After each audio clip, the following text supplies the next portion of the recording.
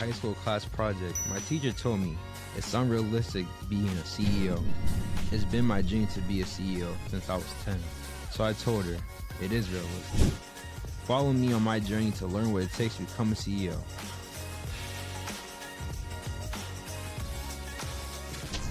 Hey guys, welcome to another episode of the Realistic CEO Podcast. Today I'm here with Heather. How you doing today, Heather? I'm very well. How are you? I'm great. Thank you for coming on today. I appreciate you taking the time out of your day to come on. So, Thank you for having me. can you tell us a little bit about what you do here at General Cleaners? Sure. We are a dry cleaning company that has been located in Holyoke for almost 100 years. We also have a couple of laundromats. So we do professional laundry, dry cleaning services at Jenners. So, can you tell me about, you have two businesses. So, can you tell us a little bit about your other business as well? Sure. Our other business is a fire and water restoration company. So if insured has a smoke or water damage in their home, the insurance company will call us in to pull out anything that's been damaged, and we clean it and store it and bring it back. And a lot of those items come through our dry cleaning plant here. Yeah. Can you tell us a little bit about your journey, how you got to where you are today? Okay. So I had started working with the previous owners of this company 18 years ago, and it was getting ready to retire. And so I thought that I would be the perfect person to take the business over from there. So, was this always in your path? Did you always think you were going to be a business owner? No. I started out here. My oldest son was 10 months old, and I got a part-time bookkeeping job in the office. And I thought I was just going to work part-time here. I wasn't really sure what the plan was. Very quickly, I turned into a full-time employee. And then I went back to school, took classes as I could for a 10-year span. So I finally graduated from Bay Path with my bachelor's degree in accounting. And then it was at that point where we really started thinking that it might be an option for me to purchase the businesses. What has been the biggest moment where you realized that business is meant for you?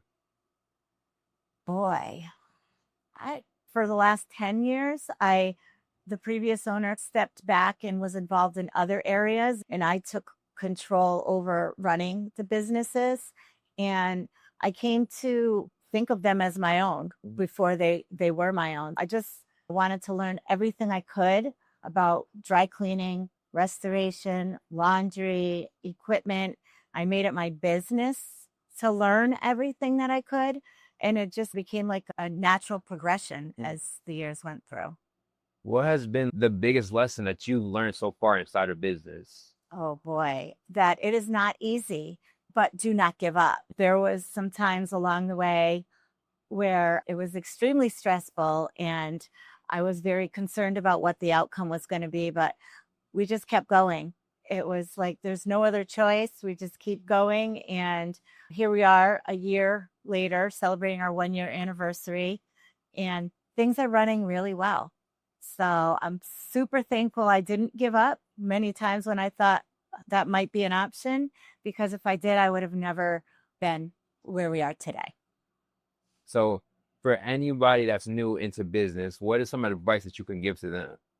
I would say whatever business that you are interested in, learn everything you can. Learn all of the ins and outs. Learn everything that you can.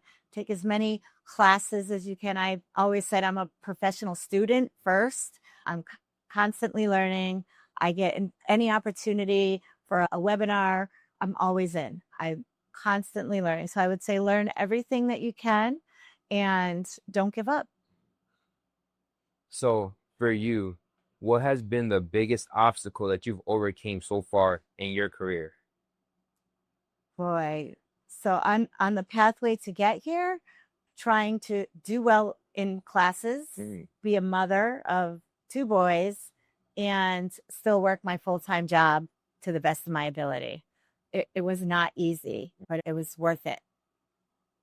So, what is it like to run 2 businesses? It can be stressful. It can be also very rewarding. We have an amazing team here at General Cleaners. I think that's probably another very important thing is team building. You have to build your team and pick your people and try to have the right people in place. And that is not always easy, but it's very important. I'm now the CEO of two businesses, Realistic CEO and my nonprofit, Realistic Lemonade. So what is some advice that you can give to me on how I can run two businesses smoothly? I would say to stay in the know about everything that's going on, be very involved in your businesses, and always be learning along the way, learning from your mistakes, learning to learn, and just, yeah. Why is learning so important to you? Like you said, you're a professional student before business owner. So why is learning so important to you? Because there are so many different things and areas that you're going to have to be responsible for as a CEO. And you need to familiarize yourself with so many different aspects of life in the world in order to keep up and stay on top of things. So for you, were you always an avid learner, or was this something that you developed over time? I was always an avid learner. Yes. Back in high school, I would used to tutor students and I always did very well. I did take some time off when I had my first son, but it was a short period of time and then it was back in the saddle again. I enjoy learning. What was like the career path that you had yourself going before owning your own businesses? So I thought I would be a bookkeeper, work doing somebody's financial reporting and bookkeeping. Never I thought maybe I might own my own bookkeeping company someday, which is very different from where I ended up in the dry cleaning and restoration world. But, I kept my eyes open throughout the whole path and landed, I feel like, where I was supposed to land. What has been like your favorite moment so far in this business? My favorite moments probably were this past Friday when I get to bring all of our employees out and show them how much that we appreciate them and learn that they appreciate me just as much. That's an amazing feeling. So what is it like running your business with your husband? Oh, that is not always easy, but we make it work. We are both very involved in different parts of the business.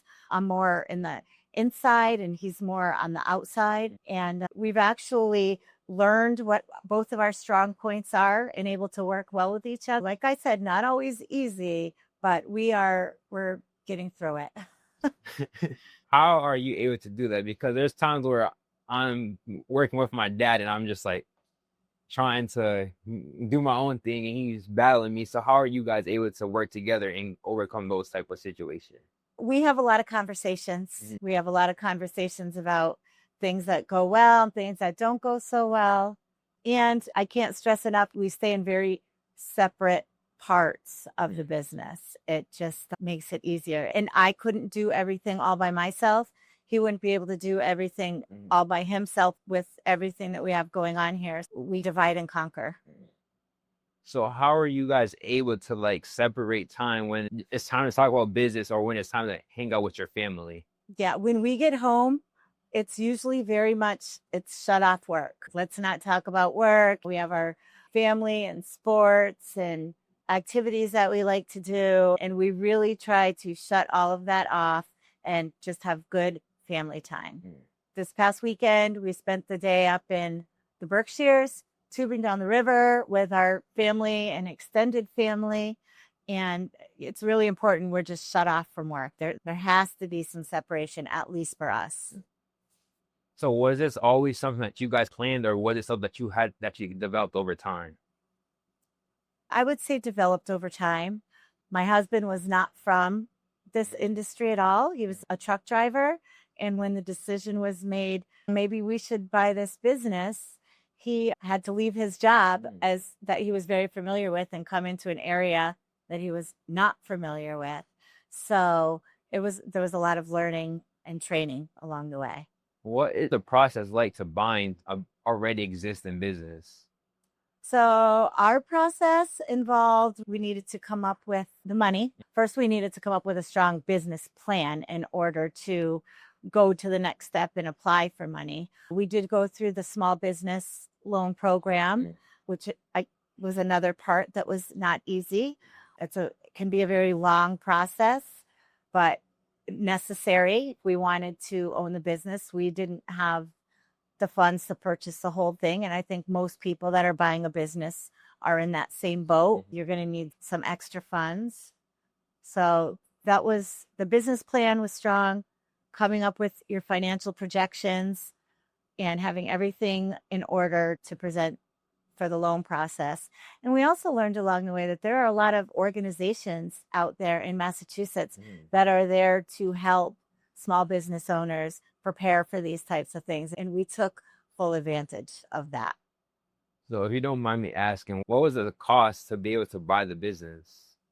So the whole business Yeah. purchase was $500,000. And how much did you have to put down in order to get the business? So with the SBA loan process, they require that you put 10% of your own money down. And you have to prove that was your own money and somebody did not give it to you or you didn't get it from some other way. So yes, 10% of your own money. And so it took us $50,000 to put towards the down payment so that we were able to do this. So how were you able to take that leap of faith and say, okay, this is what we want to do, and you had the plan and everything? How were you able to realize that this is something that you are willing to do? Boy, I think I'm a confident person. When the idea presented itself and we thought about it, we just kept going. Wasn't like one moment where we said, oh, we think we can do this. It happened over time and a lot of hard work.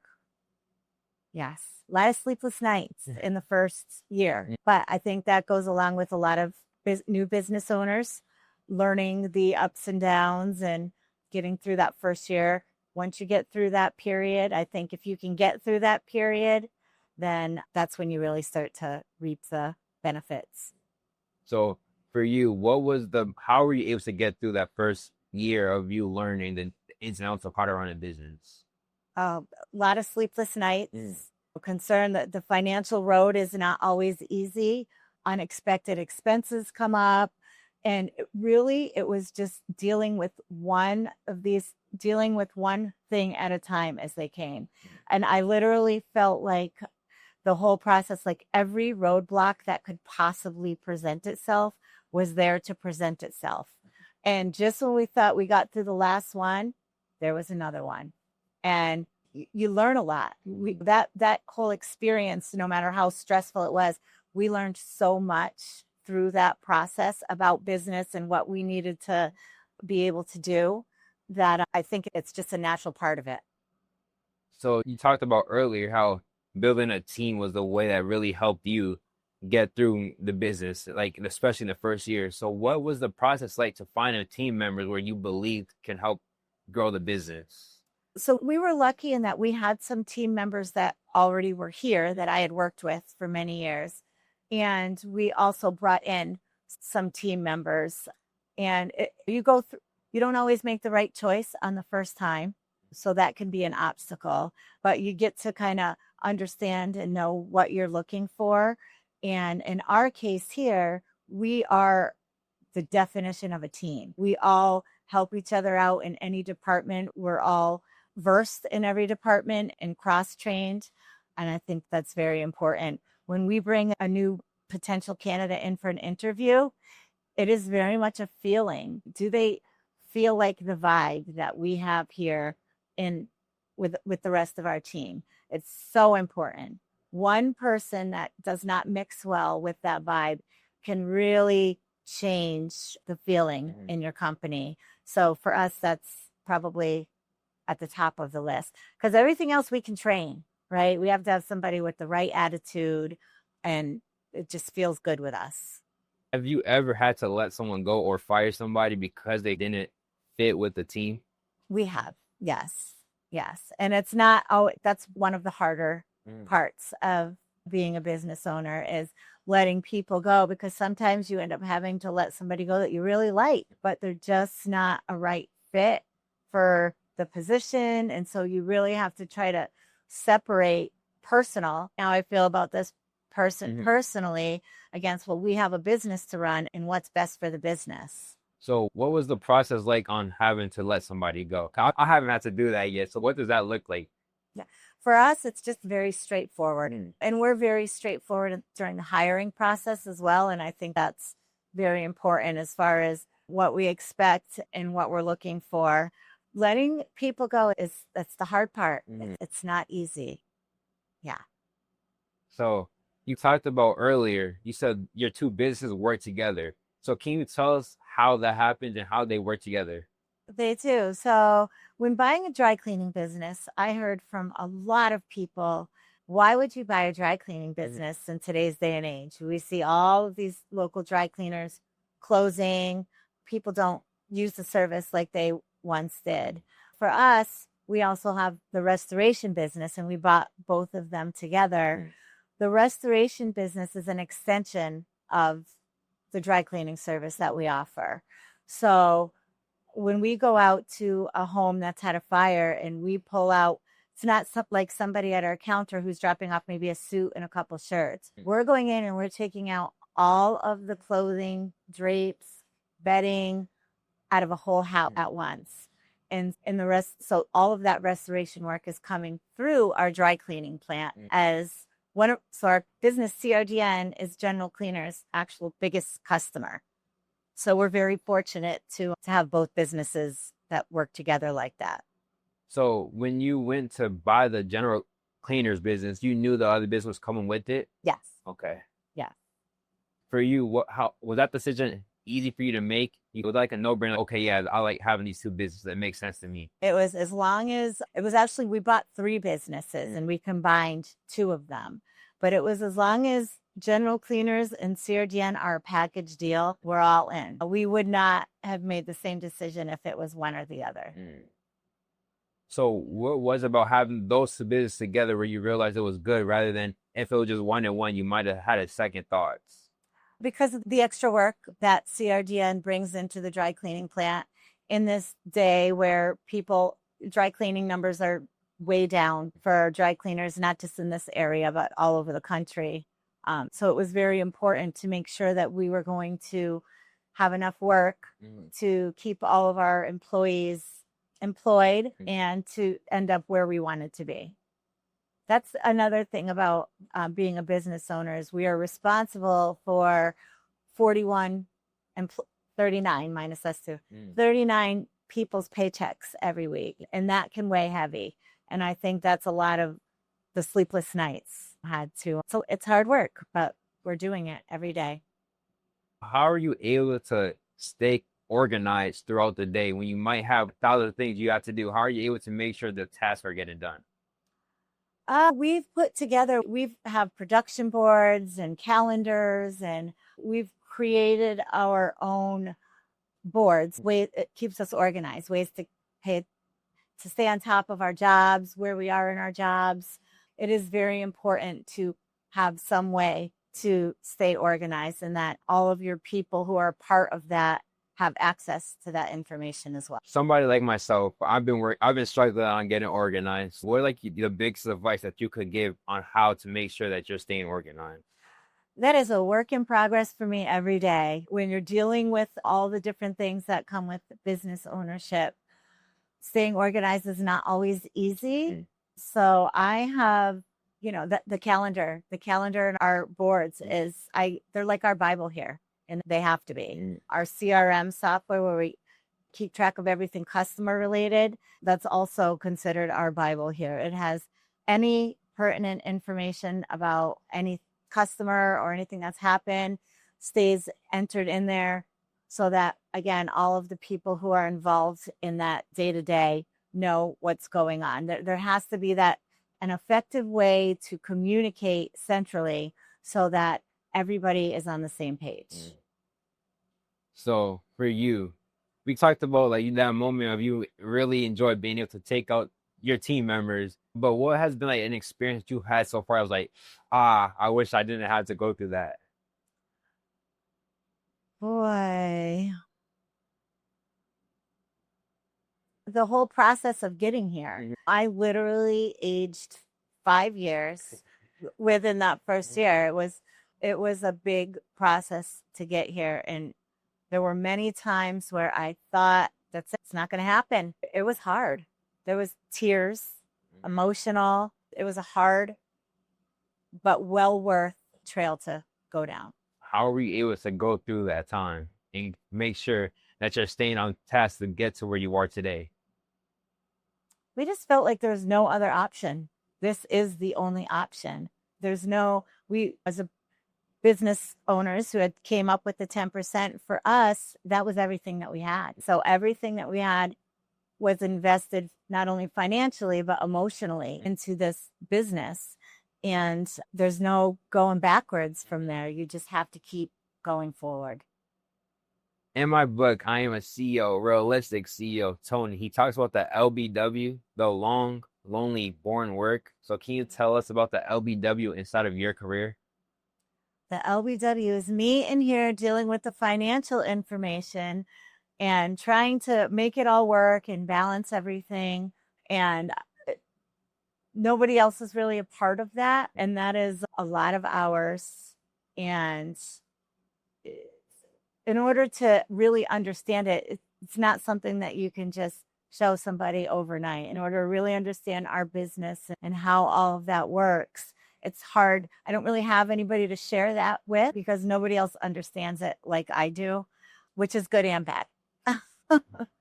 Before you took ownership of this business, you were already in the business. So what were some things that you've taken away in like the system that you already seen and brought it when you bought the business yourself?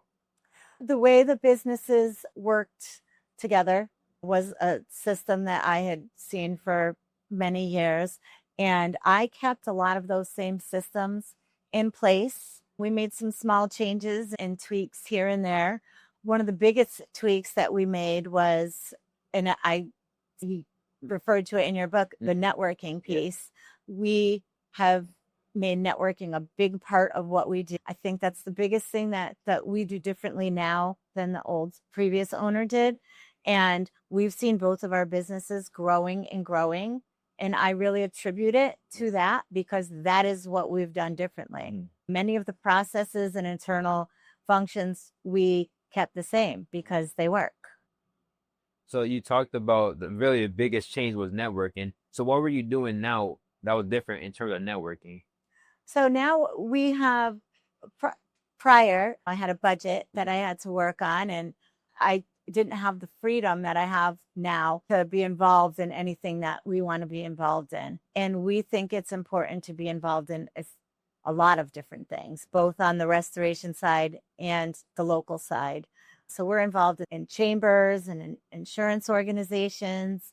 The community is huge for us. We've looked for a lot of opportunities to give back, and we've had quite a few opportunities in our first year to be able to do that. And that's very rewarding too. What is it like being able to give back to the community because of your business? I've cried. It's so emotional. I'll tear up just talking about it.